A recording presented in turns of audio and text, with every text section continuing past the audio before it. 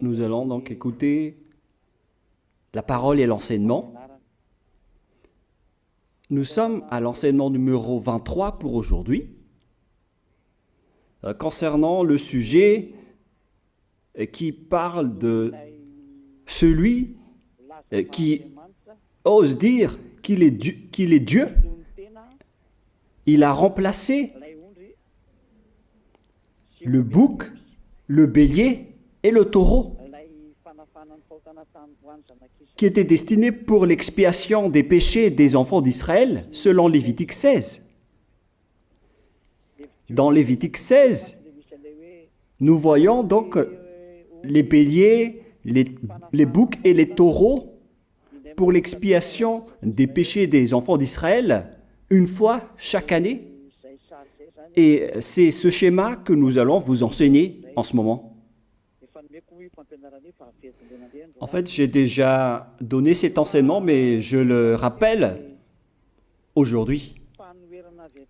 Cette situation contredit directement la parole du Père Yahva, le Dieu d'Abraham, selon Deutéronome 4.2. Ne rajoutez rien et ne retranchez rien aux paroles. C'est dans Deutéronome 4.2 et aussi dans Deutéronome chapitre 13, à partir du verset 1, ou Deutéronome 12, 32. Nous allons donc lire maintenant Deutéronome 12, 32, car nous avons déjà vu autrefois le Deutéronome 4.2. Donc dans Deutéronome 12, 32, vous observerez et vous mettrez en pratique toutes les choses que je vous ordonne. Vous n'y ajouterez rien et vous n'en retrancherez rien. Voilà donc dans le Deutéronome 12, 32. Et dans Deutéronome 4.2, je vais répéter, Deutéronome 4.2, vous n'ajouterez rien à ce que je vous prescris et vous n'en retrancherez rien, mais vous observerez les commandements de Yahva, votre Dieu, tels que je vous les prescris. Cette parole précise bien alors que il ne faut pas rajouter ni retrancher les paroles que je vous ai données. De quelles paroles parle-t-on? Nous allons lire Lévitique chapitre 16 pour voir quelles sont les lois d'expiation des péchés pour les enfants d'Israël. Les voilà. C'est dans Lévitique chapitre 16, verset 3 d'abord, pour commencer. Voilà donc ce qu'on ne doit pas changer, alors que nous avons tous su, nous avons tous vu qu'ils les ont remplacés par Jésus ou Jesus. Ce n'est pas une diffamation, nous le voyons tous. Alors que chacun réfléchisse. Lévitique chapitre 16, verset 3. Voici de quelle manière Aaron entrera dans le sanctuaire. Il prendra un jeune taureau pour le sacrifice d'expiation et un bélier pour l'holocauste. Voilà, nous le voyons tous clairement, cette parole. Il existe donc le fait d'apporter un jeune taureau pour le sacrifice d'expiation, ainsi qu'un bélier pour l'holocauste. Verset 5. Il recevra de l'assemblée des enfants d'Israël 2 boucs pour le sacrifice d'expiation et un bélier pour l'holocauste. C'est-à-dire, en même temps, il y a un sacrifice de taureau, de bélier et de bouc. Lévitique chapitre 16, toujours, mais dans le verset 34. Ce sera pour vous une loi perpétuelle. Voilà. Il se fera une fois chaque année l'expiation pour les enfants d'Israël à cause de leurs péchés. Nous sommes déjà au verset 34 pour information. Verset 34. Voilà. Ce sera pour vous une loi perpétuelle. Quelle est cette loi perpétuelle? C'est le fait de sacrifier les béliers, les boucs et les taureaux qui vont être tués pour sacrifice, pour l'expiation des péchés des enfants d'Israël. Selon le verset 34, ce sera pour vous une loi perpétuelle. Il se fera une fois chaque année l'expiation pour les enfants d'Israël à cause de leurs péchés. Il y a une partie de votre texte qui est cachée en bas.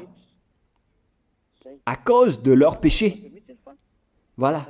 Ici, donc, c'est bien clair que l'expiation du péché qui se fait une fois chaque année pour les enfants d'Israël, qu'on ne peut ni ajouter ni retrancher, ce sont les sacrifices des béliers, de taureaux et de boucs. On ne peut pas changer cela. On ne peut pas les remplacer en Jésus ou en Jesus. C'est une loi perpétuelle. Donc, si vous observez les 10 commandements, vous devez apporter des sacrifices de taureaux, de béliers et de boucs si vous voulez être expié de vos péchés. Voilà le schéma. Alors que, en réalité, la situation pour les religieux étranges, on ne voit pas ce qu'il veut en venir, mais ils ont osé intégrer Jésus ou Jesus pour remplacer le bélier, le taureau ou le bouc. Et ce sont eux-mêmes qui le confirment jusqu'à aujourd'hui. Nous voyons tous donc ici que Jésus ou Jesus n'est qu'un imposteur, un hors-la-loi. Et les hors-la-loi sont des envoyés du diable. Le diable, il a commis le péché depuis le commencement. Ce sont des transgresseurs de la loi. Donc c'est prouvé ici que Jésus est un hors-la-loi. Nous allons lire la parole, poursuivre, dans 1 Jean, chapitre 3. 1 Jean, chapitre 3, à partir du verset 4. Quiconque pêche transgresse la loi, et le péché est la transgression de la loi. Voilà, c'est bien clair que c'est le péché qui est la transgression de la loi. Un pécheur, donc, c'est un transgresseur de la loi. Et un hors-la-loi, c'est un pécheur. C'est clair alors que Jésus ou Jesus, c'est un hors-la-loi, c'est un transgresseur de la loi. Nous avons tous vu ensemble qu'il a pris la place du bélier et il a siégé, il s'est installé dans ce système. C'est pourquoi toutes les églises observent les 10 commandements et ils servent Jésus ou Jesus. Voici l'enseignement. Alors, regardez bien à travers ce texte et cette écriture que je vous donne en ce moment. Et soyez conscients, ça suffit maintenant d'écouter ces faux dieux, c'est déjà trop. Tant pis pour vous si vous allez encore les écouter. Soyez conscients que ce schéma n'est plus correct. Beaucoup de gens me diffament à cause de ce que je fais en ce moment. Ils ne supportent pas la vérité. Mais ça dépend de chacun de vous. Et moi, je vous avertis, pour vous qui vont être baptisés et qui veulent être baptisés, mais qui entendent les diffamations et les critiques des autres, ne croyez pas en cela. Ce ne sont pas du tout vrai. La parole de Élia est directe. Ce ne sont que des mensonges. L'ôtement du péché, ce sont des personnes qui sont non-pécheurs qui peuvent le faire. Ce n'est pas logique de dire que les fidèles sont ôtés des péchés et le leader est un pécheur. Ce n'est pas du tout écrit dans la Sainte Écriture. Ce qui est écrit dans la Bible, c'est que le bon arbre donne de bons fruits et le mauvais arbre de mauvais fruits. Et le bon arbre ne donne jamais de mauvais fruits, et le mauvais arbre ne donne jamais de bons fruits. Ce sont les bons arbres qui donnent des bons fruits, et les mauvais arbres qui donnent des mauvais fruits.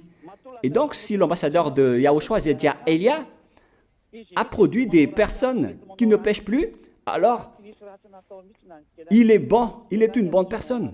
Il n'a jamais fait aucun mal, même pas le moindre mal.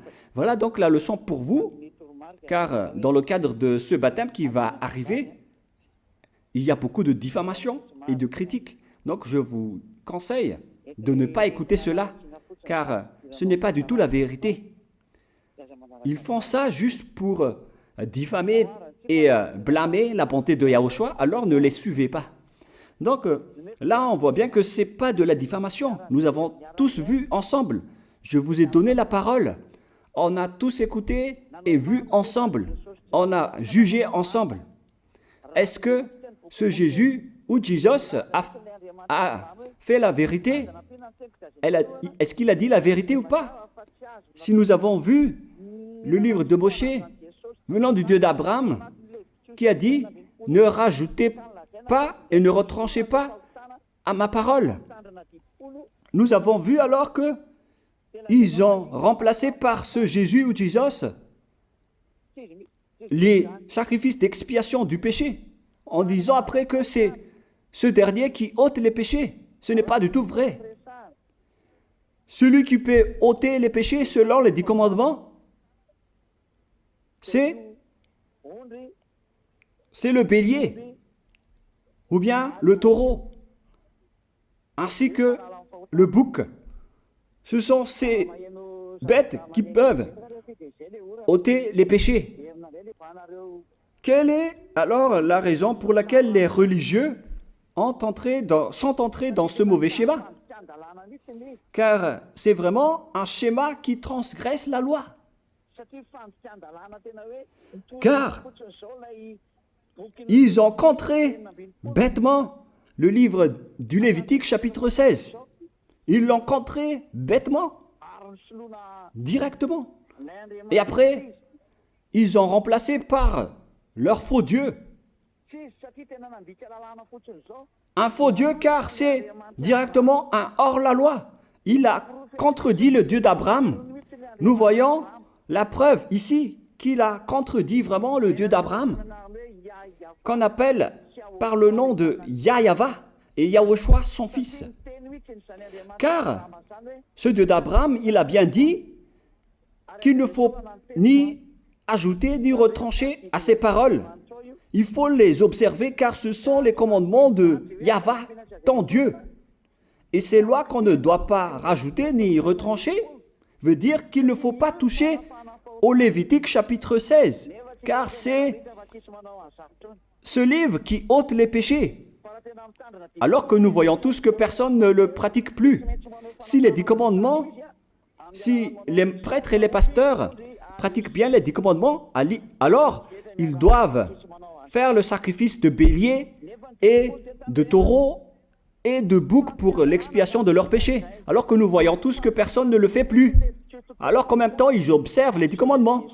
C'est donc de la transgression de la loi. Et en plus, ils ont enlevé le Lévitique 16 en le remplaçant par Jésus ou Jesus. C'est-à-dire qu'ils ont contredit la parole du vrai Dieu, le Dieu d'Abraham.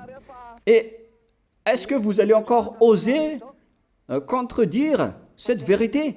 Est-ce que vous allez encore dire que vous êtes dans la vérité, que vous êtes dans la justice? Mais qu'est-ce que vous cherchez? Vous cherchez à prier et à servir le Dieu d'Abraham. Si vous voulez servir le Dieu d'Abraham, vous n'allez pas enlever le Lévitique 16, vous allez restaurer le Lévitique 16. Mais est-ce que vous allez encore oser le faire? Est-ce que vous pouvez encore le faire? La réponse, non. Vous ne pouvez plus le faire. Alors que il s'agit de l'expiation de vos péchés. Et dans ce cas-là, c'est obligatoire de le faire. J'ai expliqué l'essentiel jusque-là. Et après, je vais vous donner la raison pour laquelle ils ont fait cette grande folie en intégrant dans le Lévitique 16, à la place du Lévitique 16, leur faux Dieu. C'est vraiment de la transgression de la loi. Vous n'avez pas servi le Dieu d'Abraham. Il n'aurait pas dû faire ça jusqu'à la fin, car il a dit qu'il ne faut pas ajouter ni retrancher à ses paroles, alors que vous avez osé le contredire et les changer. Nous allons donc voir maintenant dans Psaume chapitre 40, quelle est la raison pour laquelle les prêtres et les religieux ont arrêté le Lévitique 16 en le remplaçant par Jésus ou Jesus pour remplacer les boucs, le bélier et les taureaux. Et je vais vous expliquer la raison. Et eux, ils ne peuvent pas le nier car ils l'ont fait. Et si, par exemple, ils ne connaissent pas, alors il ne faut plus faire du n'importe quoi. Il faut que vous soyez enseigné par Élia, si vous voulez encore sauver votre esprit. Mais si vous ne voulez pas, alors tant pis pour vous et assumez les conséquences. Psaume chapitre 40, versets 6 à 8. Psaume 40, versets 6 à 8. Voilà donc le dégât qu'ils ont subi. Tu ne désires ni sacrifice ni offrande. Tu m'as ouvert les oreilles. Là, ils ont bien entendu et écouté que Dieu ne désire plus leur sacrifice et tout ce qui concerne ce sujet. Tu ne demandes ni holocauste, ni victime expiatoire. Ici donc, on est arrivé au stade où on n'a plus besoin des sacrifices. D'après ce schéma, alors, le Lévitique 16 a été supprimé. Et logiquement, puisque c'est une alliance qui a été détruite, alors on ne peut plus y entrer, car on ne peut pas ajouter ni retrancher aux paroles. Et donc, si on ne peut pas y entrer d'après la parole qui dit qu'on ne peut pas rajouter ni retrancher, si le Dieu d'Abraham a interdit le sacerdoce, alors logiquement, vous ne devez plus y entrer. Sinon, vous allez vous autoproclamer en tant que pécheur à jamais, alors que les pécheurs et les malfaiteurs n'iront jamais au ciel des cieux. C'est clair alors que c'est devenu un sens interdit, les 10 commandements et les lois de Moïse, d'après ce schéma, car c'est la relation avec le Père Yahva qui a été détruite, qui a été supprimée, car il n'y a plus d'expiation de péché pour vous. Alors vous êtes fous si vous allez encore entrer dans ce schéma. C'est pourquoi on a besoin d'une nouvelle alliance, car l'alliance des 10 commandements et les lois de Moïse ne sont plus correctes. C'est devenu supprimé, car on ne peut plus faire le sacerdoce, mais les religieux ainsi que les faux dieux, ils ne se sont pas... ils ont facilité les choses en intégrant leur faux dieu à la place du bélier, du bouc et du taureau. Et voilà, c'est bien clair. Et d'après eux-mêmes, ils ont dit que l'intégration de Jésus ou de Jesus, c'est d'après ce livre des psaumes. Vous voyez que ici, je n'ai pas dit du n'importe quoi, c'est la vérité que j'ai dit. Je n'ai pas incriminé qui que ce soit. C'est vraiment la réalité et la vérité. Alors, ici, on prouve bien que ça a été supprimé, ce n'est plus autorisé. Et c'est encore confirmé dans Ésaïe 66.3 que celui qui fait des sacrifices, c'est comme celui qui fait de l'idolâtrie. Celui qui immole un bœuf est comme celui qui tuerait un homme. Celui qui sacrifie un agneau est comme celui qui romperait la nuque à un chien. C'est vraiment toute une histoire si vous allez faire cela. Celui qui présente une offrande est comme celui qui répandrait le sang d'un porc. alors qu'à l'époque des 10 commandements, c'était carrément interdit. Celui qui brûle de l'encens est comme celui qui adorait des idoles. Ici donc, toutes les sortes de sacrifices ont été bloqués. C'est devenu interdit. C'est pourquoi le faux Dieu est entré dans Lévitique chapitre 16. Alors qu'ils n'ont pas du tout vu de leurs yeux qu'on ne peut pas ajouter ni retrancher aux paroles. Ils n'ont jamais vu et connu ces paroles. Il a fallu attendre l'arrivée de Élia pour vous montrer toute la vérité, pour vous montrer toutes les vraies paroles. Alors, il faut suivre Élia. Suivez Élia.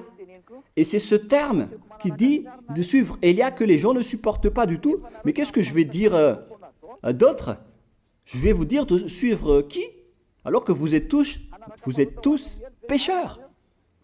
Est-ce que vous allez suivre les pécheurs pour aller en enfer? Vaut mieux suivre Élia, car ceux qui l'ont suivi ne pêchent plus. C'est quoi le problème?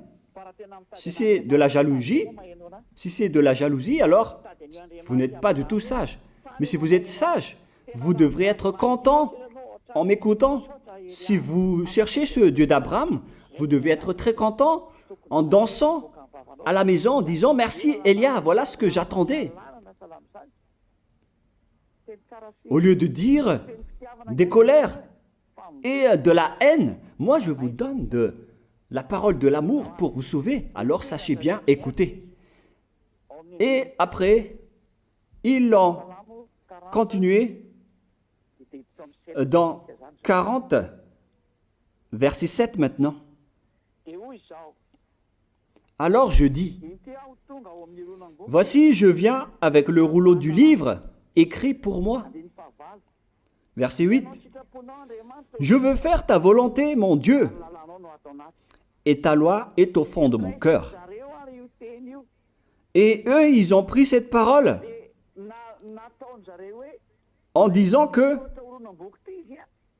nous avons vu ce terme de rouleau du livre et directement, ils ont dit que on doit intégrer dans les 10 commandements le Fils du Très-Haut qui s'appelle Yahushua. Ils l'ont intégré dans les 10 commandements. Pour vous qui sont dans le mauvais sens, vous l'appelez Jésus. Vous avez intégré dans les 10 commandements votre Jésus, mais Yahushua n'entrera jamais là-dedans car c'est vraiment interdit, c'est un tabou. Le sens du rouleau du livre que Yahushua a parlé ici, c'est qu'on parle de son histoire dans le Sefer Torah juif. C'est-à-dire que le Sefer Torah juif a parlé de lui. Nous allons lire la parole à ce sujet. En parlant du rouleau du livre, ce n'est pas qu'il est entré dans le Lévitique 16. Non, c'est un tabou, c'est interdit. Mais il a parlé de son histoire. En parlant du rouleau du livre, nous allons lire la parole concernée à ce sujet. Selon Luc, chapitre 24, verset 44. Luc 24, 44. Puis il leur dit, « C'est là ce que je vous disais lorsque j'étais encore avec vous, qu'il fallait que s'accomplisse tout ce qui est écrit de moi dans la loi de Moïse, dans les prophètes et dans les psaumes. » Toutes les paroles qui parlent de lui dans la loi de Moïse, dans les prophètes et dans les psaumes. C'est ça qu'on parle ici. Mais il n'a jamais dit qu'il va remplacer le Lévitique 16. Au contraire, c'est un tabou, c'est un blasphème devant le Père Yahva, qui a déjà dit qu'il ne faut jamais ajouter ni retrancher ses paroles. Donc, les paroles qui parlent de lui, ce sont les paroles de la nouvelle alliance qu'il va instaurer, qu'il va exécuter. La raison pour laquelle il sera crucifié, c'est qu'il va instaurer la nouvelle alliance en versant son sang. Voilà de 1. Maintenant, nous allons lire le livre de Jean 5, 46. Jean 5, 46.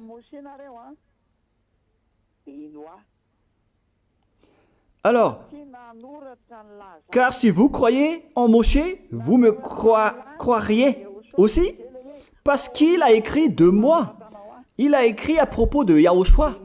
C'est pourquoi on parle du rouleau de livre qui a écrit pour lui. Et Moshe aussi a participé à son histoire en parlant de lui. Mais ce n'est pas que on a supprimé le Lévitique 16 en remplaçant par le Fils du Très-Haut. Non, ce n'est pas du tout cela. Il y a beaucoup de paroles qui a parlé de lui depuis les lois de Moshe, depuis les prophètes et depuis les psaumes.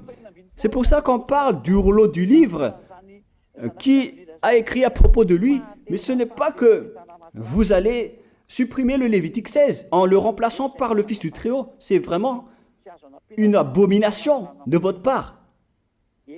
Je vous ai donné maintenant l'explication. Il ne faut pas rajouter ni retrancher aux lois de Moshe. C'est une alliance en bonne forme qu'on ne peut pas toucher ni enlever. C'est dans Galates 3,15. Galates 3,15. Une disposition en bonne forme ne doit pas être changée ou transformée.